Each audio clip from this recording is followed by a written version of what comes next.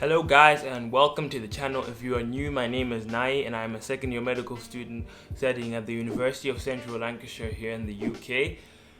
Today I'm going to be talking about something that is close to my heart and very important. I'm sure people are coming up to exams soon, so I'm sure this will be of value to a lot of people. If you've already read the title of the video, you know that I'm going to be talking about why I am a paperless student. A paperless student is someone who uses devices and digital means for schooling purposes. This may include organization, planning, learning, studying, note-taking, the whole shebang. I've never been one to like paper, files, that sort of thing, like a lot going on. I've always tried to look for ways to reduce clutter and increase efficiency. Well, if I'm being honest as well, my handwriting is not the best, so I had to find a way to avoid writing on paper, using notes, notebooks, files, anything to do with cutting down trees and causing pollution. Now I'm going to speak about the ways in which I have developed this paperless system, what I use and how I've managed to become paperless. I'll start with my iPhone. I use that for my day-to-day, my to-do list, my sort of like planning and date tracking, keeping up on my day, checking the time, WhatsApp, Instagram, iMessage as my diary. So when I'm planning stuff and I'm writing down quick notes about my day or trying to plan a to-do list, like I said before, I use my phone. I mainly use my iPad for watching stuff, lectures, YouTube videos. I also use my iPad to take notes, and I think this is a big factor. So when I'm going through lectures and doing something like that, I'll pull out my iPad and I'll annotate them, or when I'm doing something like anatomy that has stuff that doesn't really work in boxes and lines. My laptop, which is my holy grail. Everything I mentioned before, I can plan my day on my computer, I can diarize, I can do organization on there, lectures, watching stuff, everything. So having stuff on my devices allows me to save my files and keep my data online on clouds, which allows me to access all my information from multiple devices anywhere I am, and it also helps me save storage on my devices. Because when you use iCloud and Google Drive, you can basically put all your documents, files, and folders online. For example, if I make a Word document on my computer, let's say, I can access that same document if it's saved on iCloud Drive from any other device and anywhere really. All I have to do is just log into my iCloud and I can access my file. I'm sure you've come across, that notification that says you're running out of storage on either your phone, iPad, computer, whatever it is. But then if you use cloud services, it allows you to save on that storage. This encompasses resources, platforms, and essential means I use to learn, study, and revise. I'll split this one into two categories. So there's note-taking and then learning and revision. For note-taking, I mainly use GoodNotes, OneNote, and Google Sheets. GoodNotes I use to annotate stuff, draw, write, that sort of thing.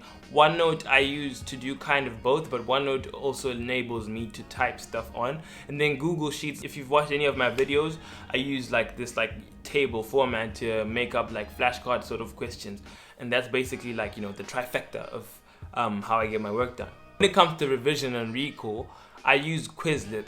The equivalent to this is Anki or Anki, however you want to pronounce it, and I've never really gelled or worked well with that, so I've always used Quizlet. I think it's an £18 subscription yearly, so you pay £18 once a year and then that'll take you through the whole year. Quizlet is heaven sent. You can get flashcards made by people already done, decks and decks, just to revise and do the active recall thing where you ask yourself questions and learn through that. So that's how I get that done. The first pro is, like I mentioned before, I always have everything in one place. I don't have to think, oh, where's my file for this, where's my folder for this, where's my notebook for this, because everything is always either on a device or online. The second pro is I have less clutter and no folders to file or keep into place. I don't have to keep a lot of books or notebooks. I just have my devices, and then I have way more space in my room, in my cupboards, in my drawers, the sort. The third pro is that my everyday carry or stuff I put into my satchel is always really light, because I only need to put a laptop, a tablet, and my phone's in my pocket. So I always carry a really light bag, and you'd think that there's no books in my bag, because there isn't. And I think biggest point about being paperless is the fact that I'm always motivated to work. back when I was, in high school doing my A levels, I would be so jarred to study, revise, because I'd have to open a physical book, and that's never worked well for me. But when I have to do it on my computer or my tablet, that kind of gives me motivation, and it's a fun thing for me to do, so it always keeps me motivated.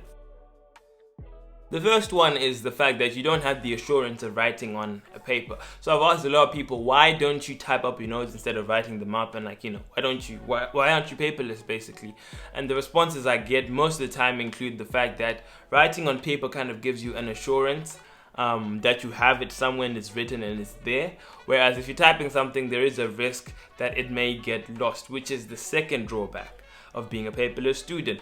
There is the slightest, smallest risk that somehow your files may get lost, especially if they're not backed up. Let's say one of your devices has one of those crash situations where everything just gets wiped out.